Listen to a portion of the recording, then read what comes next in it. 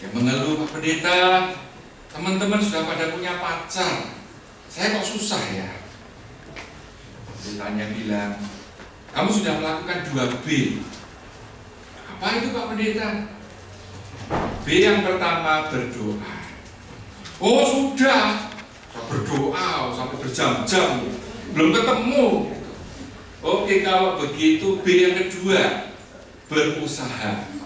Sudah usaha belum? Nah, pendekatan gitu. Sudah Pak, ditolak. Pendetanya tanya, memangnya gadis seperti apa sih yang kamu cari?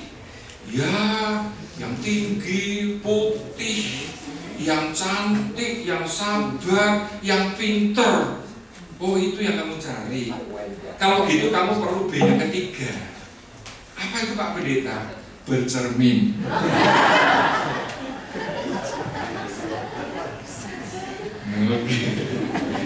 Mari kita sekali lagi berdoa, kita mohon pimpinan Tuhan. Tuhan, kami bersyukur kalau bulan ini kami boleh secara khusus memfokuskan baik khotbah maupun Bible study tentang bagaimana kami bisa makin membangun keluarga yang bukan saja kokoh, tetapi juga penuh sukacita di dalam Tuhan. Kami tahu banyak tantangan, banyak kesulitan, tidak mudah Tuhan. Tetapi dengan pertolongan-Mu dan dengan melakukan prinsip-prinsip firman-Mu, kami percaya apa yang nampaknya sulit bahkan tidak mungkin menjadi mungkin. Terima kasih Bapa. Sebab itu tolong berkati jam ini supaya kami baik di sini di English Sanctuary, youth, anak-anak sekolah minggu, baik jemaat-jemaat Tuhan di berbagai gereja di seluruh bumi ini. Tuhan sendiri yang memimpin, memberkati pemberitaan firman. Urapi kami sekalian ya Bapa. Di dalam nama Tuhan kami, Yesus Kristus, kami berdoa. Saudara-saudara, kita hidup di zaman yang begitu maju. Ya. Ilmu pengetahuan teknologi mencapai perkembangan yang luar biasa. Namun saudara, ada sesuatu ironis yang terjadi saat ini. Walaupun manusia itu makin pintar, pengetahuannya makin luas, tapi agaknya manusia makin tidak tahu bagaimana membangun keluarga yang kokoh dan bahagia di dalam Tuhan. Saudara, seorang sosiolog dari Harvard University, Peter Sorokin, di dalam bukunya yang berjudul Crisis of Our Age, dia mencurahkan keprihatinannya melihat banyak keluarga-keluarga yang pada awalnya dibangun dengan satu kerinduan, satu ambisi untuk menjadi keluarga yang bahagia, namun ternyata di tengah perjalanan mereka hancur. Inilah yang dikatakan Peter Sorokin. Kehancuran itu muncul dalam berbagai bentuk. Tali yang mengikat suami istri menjadi satu, yang tadinya untuk seumur hidup, sekarang telah menjadi lemah, dan karenanya makin sering diakhiri dengan perceraian atau hidup terpisah. Jumlah keluarga yang hancur terus makin meningkat, terutama dalam beberapa tahun terakhir ini. Saudara, padahal keluarga itu bukan sesuatu yang baru. Keluarga merupakan satu institusi yang tertua di dunia, saudara. Sebelum ada institusi pemerintahan, sebelum ada institusi-institusi yang lain, keluarga ini merupakan institusi yang pertama di dunia. Berarti, saudara, kehadiran keluarga di dunia ini sudah ribuan tahun. Mestinya manusia itu bisa belajar dari pengalaman-pengalaman sebelumnya. Apalagi hari ini, saudara, kita itu bersyukur karena buku-buku konseling, buku-buku mengenai bagaimana berkomunikasi dengan pasangan, buku-buku mengenai keluarga itu melimpah, saudara. Kita dengan begitu mudah mendapatkannya di toko buku. Tapi apa yang disinyalir oleh Peter Sorokin itu terjadi, saudara. Dan saudara tahu, keluarga itu merupakan lembaga sosial yang terkecil dalam masyarakat. Apa yang terjadi di keluarga pasti akan mempengaruhi masyarakat. Apa yang terjadi di keluarga pasti juga akan mempengaruhi apa? Gereja. Kalau keluarga-keluarga bahagia, saudara, keluarga juga akan menjadi, gereja akan menjadi lebih kuat. Tapi kalau keluarga tidak harmonis, mau berangkat ke gereja aja di mobil sudah tengkar, saudara, sudah ribut. Akibatnya masuk ke gereja dengan hati yang tidak enak. Waktu mendengar firman Tuhan juga tidak bisa tenang, tidak bisa fokus. Ya. Jadi saudara, kita melihat itu bagaimana pengaruh keluarga di dalam gereja maupun masyarakat.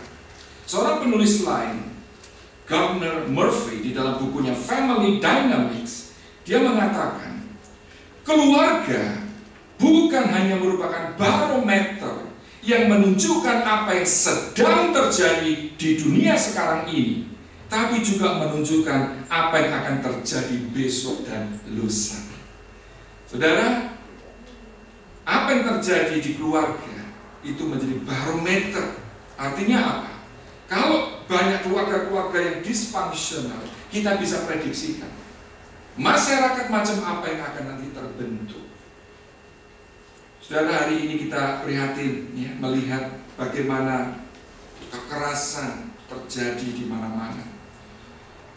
Bahkan sekarang ini kita makin terbiasa mendengar seorang suami membunuh istrinya atau membunuh anaknya sendiri, seorang kakak membunuh adiknya sendiri. Itu makin banyak, saudara. Nah, kalau seperti itu, masyarakat yang akan terjadi itu seperti apa, saudara?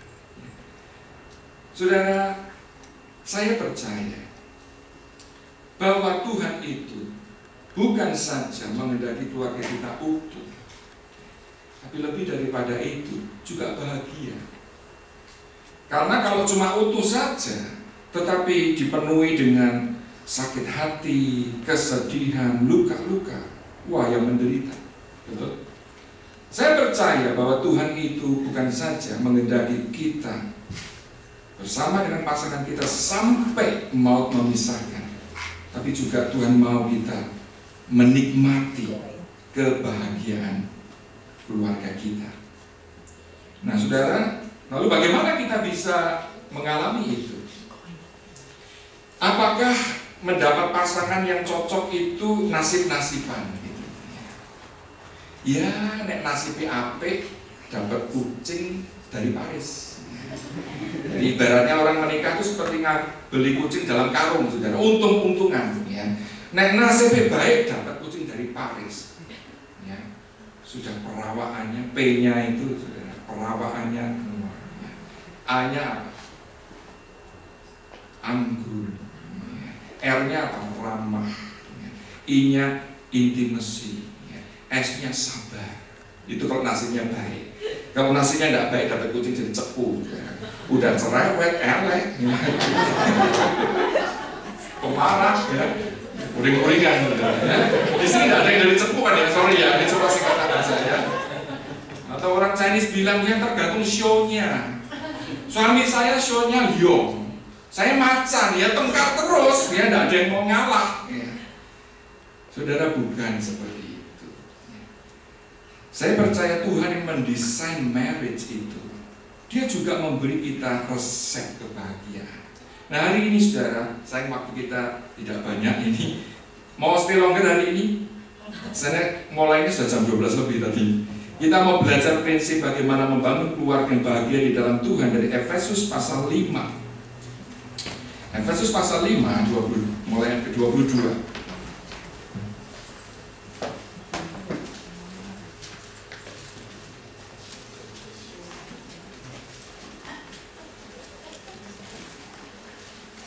Efesus pasal 5, kita baca ayat 22 sampai 33.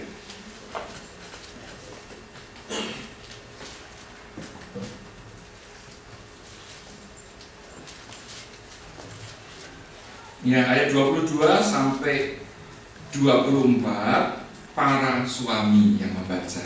Pasti suami senang ya. Habis itu ayat 25 ya, sampai ke 28 saja ya, itu para istri Nanti setelah itu sisanya semua. Oke, sekarang bapak-bapak siap? Ya. 2, 3. Hai istri, tunduklah kepada suamimu seperti kepada Tuhan. Karena suami adalah kepala istri, sama seperti Kristus adalah kepala jemaat. Dialah yang menyelamatkan tubuh. Karena itu sebagaimana jemaat tunduk kepada Kristus, demikian jugalah istri kepada suami dalam segala sesuatu. Tolong sekarang istri yang membaca dengan keras. Hai suami, kasihilah istrimu sebagaimana Kristus telah mengasihi jemaat dan telah menyerahkan dirinya baginya, untuk meneruskannya sesudah ia menyucikannya dengan memandikannya dengan air dan firman, supaya dengan demikian menyelamatkan jemaat di hadapan dirinya dengan cerah, tanpa cacat atau kerut serta yang cepat itu, tetapi supaya jemaat kudus dan tidak bercela. Demikian juga suami harus mengasihi istrinya sama seperti tubuhnya sendiri. Siapa yang mengasihi istrinya mengasihi dirinya sendiri. Bersama-sama. Sebab tidak pernah orang membenci tubuhnya sendiri, tetapi mengasuhnya dan merawatinya sama seperti Kristus terhadap jemaat. Karena kita adalah anggota tubuhnya. Sebab itu laki-laki akan meninggalkan ayahnya dan ibunya dan bersatu dengan istrinya, sehingga keduanya itu menjadi satu daging. Rahasia ini besar, tetapi yang aku maksudkan ialah hubungan Kristus dan jemaat. Bagaimanapun juga bagi kamu masing-masing berlaku, kasihilah istrimu seperti dirimu sendiri, dan istri hendaklah menghormati suaminya. Saudara-saudara, ada 2 yang Tuhan address di sini. Kalau pasal ke-6 itu mulai melibatkan apa? Anak, ya. Nah, hari ini kita mau fokus pada 2 yang Tuhan address, yaitu istri dan suami. Dikatakan di ayat ke-22 tadi, hai istri, tunduklah kepada suamimu seperti kepada Tuhan. Saudara, ketika gerakan feminisme mulai merajalela, mereka membaca ayat ini marah. Wah, ini nggak fair. Masa istri dijadikan second class? Ya. Nah, mereka belum tahu sebetulnya apa yang dimaksud dengan ayat ini, saudara. Ya. Oh, Tuhan itu tidak pernah memandang perempuan itu lebih rendah dari pria, saudara. Ya.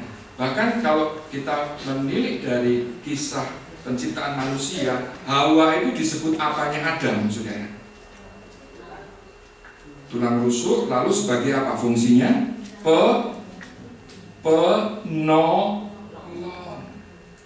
Penolong, saudara. Penolong sama yang ditolong itu lebih hebat yang mana?